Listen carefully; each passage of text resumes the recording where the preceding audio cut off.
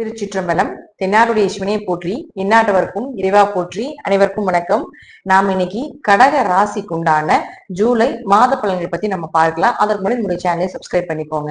கடக ராசி அப்படின்னாலே பாத்துட்டீங்கன்னா, கடந்த வருடங்கள் அஷ்டமச்சனி, கண்டச்சனி இதெல்லாம் ரொம்ப பாதிப்பை ஏற்படுத்தி கொடுத்து ஜீரோ வாக்கிருச்சு அப்படிங்கறத முற்றிலும் உண்மை. ஆனா இப்பவுமே கடகராசி ரொம்ப கஷ்டப்பட்டுட்டு தான் இருக்கிறாங்க. ஏன்னா உங்களுக்கு ஒரு மனிதனுக்கு தேவை அப்படிங்கிறது பாத்தீங்கன்னா பண தேவை அப்படிங்கிறது ரொம்ப முக்கியம். அதே போல சந்தோஷம், குடும்ப ஒற்றுமை அப்படிங்கிறது ரொம்ப முக்கியம். அந்த இடத்த சொல்லக்கூடிய அந்த 2ஆம் இடத்துல போய் சர்ப்ப கிரகமாக இருக்கக்கூடிய கேது இருக்கும்போது கொஞ்சம் கடகராசிக்கு ஓரளவுக்கு ரொம்ப கெட்ட நேரம் போயிருச்சு. ஆனா இருப்பினும் இந்த கேது இங்க இருக்கிற வரைக்கும் பொருளாதாரம், கொஞ்சம் பணம் சார்ந்த விஷயங்கள், குடும்பம் சார்ந்த விஷயத்துல இன்னுமே நதி மேல போகக்கூடிய அமைப்புலதான் இருக்கு அப்படிங்கிறது அமைப்பு உண்டு. சோ அதனால கொஞ்சம் இதுலயும் கொஞ்சம் கவனமா இருங்க. ஒரு வருஷம் 2 வருஷத்துக்கு கொஞ்சம் பொறுமையா தான் ஹேண்டில் பண்ணி கொண்டு போகணும் அப்படிங்கிற அமைப்பை தான் சொல்லுது. இருப்பினும் உங்களுக்கு 2ஆம் அதிபதினு சொல்லக்கூடிய சூரியன் அப்படின்னு சொல்லக்கூடியவர் 16ஆம் தேதி வரைக்கும் பாத்துட்டீங்கன்னா உங்களுடைய ராசிக்கு 12ஆம் வீட்டுல இருக்கிறார். அப்போ கொஞ்சம் விரயங்கள் ஆவது, கொஞ்சம் பேச்சால கொஞ்சம் பயணங்கள்னால கொஞ்சம் மனக்கசப்புகள் ஏற்படுறது, தேவையில்லாத கொஞ்சம் மருத்துவ செலவுகள், இதெல்லாம் சூரியன் 16ஆம் தேதி வரைக்கும் 12ஆம் வீட்டுல இருக்கிற வரைக்கும் நடக்கும். அதற்கப்புறம் பாத்தீங்கன்னா 16ஆம் தேதிக்கு மேல உங்க ராசிக்குள்ளேயே என்ட்ரி ஆகிறார். ஏன்னா ஆல்ரெடி உங்களுக்கு புதன் அங்க இருக்கிறார். அப்போ விரையாதிபதி அங்க இருக்கும் பொழுது இது நம்ம பாசிட்டிவா கொண்டு போனா எப்படி கொண்டு போகலாம் அப்படின்னு பாத்தீங்கன்னா, யாருக்காவது வெளிநாடு போலான்னு இருக்கீங்க, வெளிநாட்டுல இருந்துட்டு இங்க வந்துட்டு மறுபடியும் மீண்டும் எங்களுக்கு வெளிநாடு போக முடியாத ஒரு சந்தர்ப்ப சூழ்நிலைகளாக இருக்குது, அல்லது புதுசா வெளிநாட்டுக்காக நாங்க ட்ரை பண்ணிட்டு இருக்கிறோம் அப்படின்னு இருக்கக்கூடிய கடகராசிக்காரர்களுக்கு கண்டிப்பாக வெளிநாடு, கடல் தாண்டி மலை தாண்டி போகக்கூடிய ஒரு ஜாதகமாக உங்க ஜாதகம் இருந்தால் இந்த மாதம் அது நடக்கும். ஏன்னா வெளிநாட்டு கிரகமாக இருக்கக்கூடிய புதனே உங்களுடைய ராசிக்குள்ள நிற்கிறார். அப்ப 2ஆம் அதிபதினு சொல்லக்கூடியவர் வெளிநாடுன்னு சொல்லக்கூடிய 12ஆம் இடத்துல நிக்குது. அப்ப 16ஆம் தேதி வரைக்கும் இந்த முயற்சியை நீங்க கடுமையா செய்யலாம். கண்டிப்பாக அது உங்களுக்கு வேலை வாய்ப்புகளை ஏற்படுத்தி கொடுக்கும். இந்த மாதம் முழுவதும் ஏதாவது ஒரு வழியில உங்களுக்கு வெளிநாடு போகணும்னு நினைச்சிட்டு இருக்கிறீங்கன்னா அந்த வாய்ப்புகளை ஏற்படுத்தி கொடுக்குது.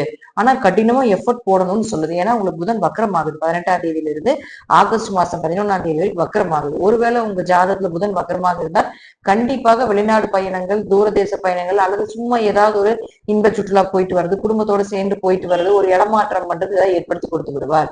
ஒருவேளை வக்கரமாக இல்லைன்னா இது சார்ந்த விஷயத்துல கொஞ்சம் கவனமாக இருங்க. 2 கூட ஒரு 12க்கு போனாலே தேவையில்லாத விரயங்கள் வரும் அப்படிங்கறது அமைப்பு உண்டு. அதனால விரயத்தை கொஞ்சம் குறைத்துக் கொள்வது என்பது ஒரு சிறப்பான விஷயமாக இருக்கும். அடுத்தது பாருங்க, உங்களுக்கு சுக்கிரனை பொறுத்த வரைக்கும் ராசிக்கு 11ல ஆட்சி பலம் பெற்று நல்லா இருக்கிறார். 4 11ல ஆட்சி பலம் பெற்றாலே வீடு, மனைகள், சொத்துக்கள், கொஞ்சம் லாபங்கள் அதிகமாகிறது, எதிர்பார்த்ததை விட கொஞ்சம் அதிகமா கிடைப்பது, அல்லது 4ஆம் இடங்கிறது ஒரு வீடு மாற்றம் பண்ணலான் இருக்கிறோம், ஒரு வண்டி வாகனங்கள் மாத்தலான் இருக்கீங்க, இதெல்லாம் ஏற்படுத்தி கொடுப்பார். கொஞ்சம் தாயினுடைய ஆரோக்கியத்தில் கொஞ்சம் கவனமாக இருந்து கொள்வது என்பது சிறப்பான விஷயமாக இருக்கும். ஓரளவுக்கு உங்களுடைய ஆசைகளை நிறைவேற்றுவதற்குண்டான வாய்ப்பு இந்த சுக்கிரன் ஏற்படுத்தி கொடுப்பார். அடுத்தது செவ்வாய் பொறுத்த வரைக்கும் பாத்தீங்கன்னா உங்களுடைய ராசிக்கு அவர் 5 10 தொழில் ஸ்தானாதிபதி, அவர் போய் கேதுவோட சேரிட்டார். அப்ப தொழில கொஞ்சம் கவனமா இருங்க. கேதுங்கிறது சர்ப்பம் அந்த இடத்துல விஷயத்தை கொட்டிக்கிட்டே தான் இருக்கும். அப்ப அவரே 5 இருக்கிறதுனால குழந்தைகள் சார்ந்த விஷயத்துல கொஞ்சம் கவனமா இருங்க. புதுசா குழந்தை ரீதியாக ஒரு ட்ரீட்மெண்ட் எடுக்கிறதுக்கு போக வேண்டாம். புதுசா தொழில் தொடங்குற மாதிரி இருந்தா இந்த காலகட்டங்களை தொடங்க வேண்டாம்.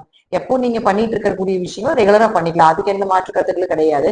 பட் புதுசா ஏதாவது தொழில் தொடங்குறீங்க, புதுசா ட்ரீட்மெண்ட் ஏதாவது எடுக்க போறீங்க, குழந்தைகளுக்கான விஷயத்துக்காக ஏதாவது செய்ய போறீங்க, அவங்களுடைய சந்தோஷத்துக்காக ஏதாவது ஒரு புதிய முயற்சிகள் எடுக்கிறீங்க, இப்படி எல்லாம் இருந்தா கொஞ்சம் அதை இந்த மாதம் தவிர்த்துக் கொள்வது என்பது சிறப்பானதா இருக்கும்.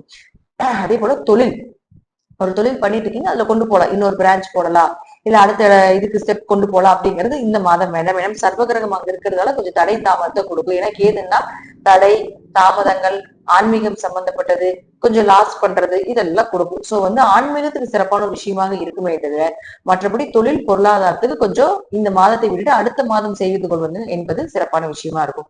அடுத்தது குருவை பொறுத்த வரைக்கும் பாருங்க, 6 9 ராசிக்கு 12ல நிற்கிறார். சுபவரியங்கள் உண்டு. பூர்வீக சார்ந்த சொத்துக்கள் சம்பந்தப்பட்டது, அல்லது பூர்வீக ஊர்ல இருந்து வெளியே வரலான்னு இருக்கிறீங்க, இதெல்லாம் கொஞ்சம் சக்சஸ் பண்ணி ஏற்படுத்தி கொடுக்கும்.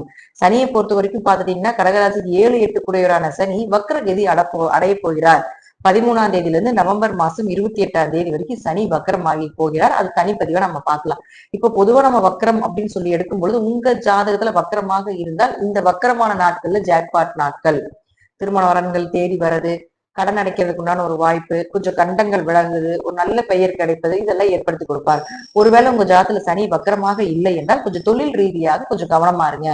பொறுமையா இருங்க, அதுக்கப்புறம் செஞ்சுக்கலாம். நவம்பர் மாசத்துக்கு மேல 28ஆம் தேதிக்கு மேல மறுபடியும் தொழில்ல புதுசா ஏதாவது பண்ணிக்கலாம் அப்படிங்கிற அமைப்பை ஏற்படுத்தி கொடுக்கும். ஏன்னா சனி அப்படின்னு சொல்லக்கூடிய தொழில்காரகன் மற்றும் கர்மாகாரகனை சொல்லக்கூடியது.